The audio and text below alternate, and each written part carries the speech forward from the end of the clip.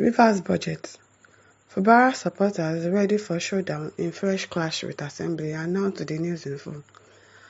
Governor Siminalayi Fubara is set for a showdown with the Masinamewole-led Rivers State Assembly as he rejected the 48-hour ultimatum issued by the lawmakers to present the 2025 budget. I wonder why they will be giving the governor 48 hours. Why? Why would you be giving your governor ultimatum? Like, what is wrong with you people? The governor also dismissed the Assembly's opposition to his directive for outgoing local government chairmen to hand over to the heads of local government administration. He, however, told his supporters, especially youths, to remain unperturbed, adding that the time had come for Rivers people to take their destinies in their hand. Because once these people take over Rivers State like this, that's the end. The latest confrontation comes in the wake of the Supreme Court's February 28, 2025 ruling, which reinstated the 27 lawmakers loyal to the Minister of the Federal Capital Territory, Yeson Wike. The Apex Court also ordered the seizure of the state allocation and nullified the October 2024 local government poll conducted by the Rivers State Independent Electoral Commission. At their first sitting since the ruling, the pro-Wike legislator demanded that Fubara present the 2025 budget titled Budget of Inclusive Growth and Development within 48 hours. Like, why? Why are you giving him conditions? Why are you giving him ultimatum? He's the governor of the state, and so it sounds somehow to the ear that you'll be giving your governor ultimatum to come and read budget. The demand directly challenged the 1.1 trillion budget Fubara has signed into law on January 2, 2025, following its passage by the new defunct Victor Gojombo-led Assembly. The Supreme Court's ruling ended months of leadership tussle in the State House of Assembly, with both factions previously laying claims to legitimacy. However, the reinstated lawmakers wasted no time in asserting their authority, insisting that Fubara's budget must be formally presented in line with constitutional provisions. Ameole also criticized Fubara's directive on local government administration, arguing that the Supreme Court had expressly ruled against non-elected officials administrating councils. The resolution of the Assembly lawmakers sitting at the official legislative quarter along Gaba Road in Port Harcourt on Monday followed a motion by the Deputy Speaker, Dumle Mao. In his summation during plenary, Ameole kicked against Fubara's directive for the LD chairman to hand over to the head of council administration, saying it was against the ruling of the Supreme Court. It is actually in flagrant disobedience to judgment of the Supreme Court last year, particularly that judgment is in SC/CV/343/2024, where the Supreme Court specifically said the heads of local governments cannot administer local government. Head of local governments cannot administer. So why did they put head of local government there? So who should administer local government? Who should administer it? You people. Only elected officials are permitted by the Constitution, can you just imagine, by the judgment of the Supreme Court, and of course the Rivers State Local Government Amended Law 2023 to administer our local government, he asserted. He also spoke on conducting the LG election in the state.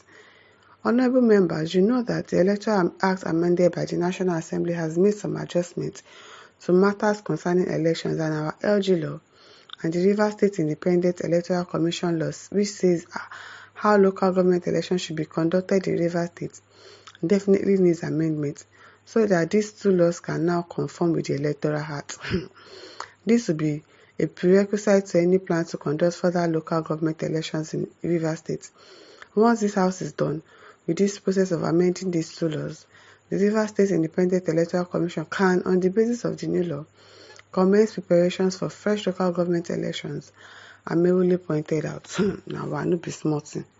No be small thing, no. The Assembly also announced that the lawmaker would proceed on a 12-week recess on Friday. Why? March 7, but standing committees would be expected to continue statutory functions. 12-week recess. 12-week recess. Why? The government had earlier said it expected the certified true copy of the Supreme Court judgment by March 7, following which it will issue its position on the Apex Court verdict. But the lawmakers on Monday resolved that the House will proceed on a 12-week recess as from Friday 7th March 2025. Why are you going on a recess for 12 weeks? Why are these people behaving like this? What exactly is their problem? But standing committees will be expected to continue statutory function. Please be informed that our resolution are geared towards a quick fix to the current financial quagmire occasioned by the absence of an appropriation law for Rivers State. We do not want the Rivers State people to suffer. You people want Rivers State people to suffer. You people want Rivers State people to suffer. What do you mean you don't want Rivers State people to suffer? We therefore urge you to act fast and do the needful in the best interest of the good people of Rivers State.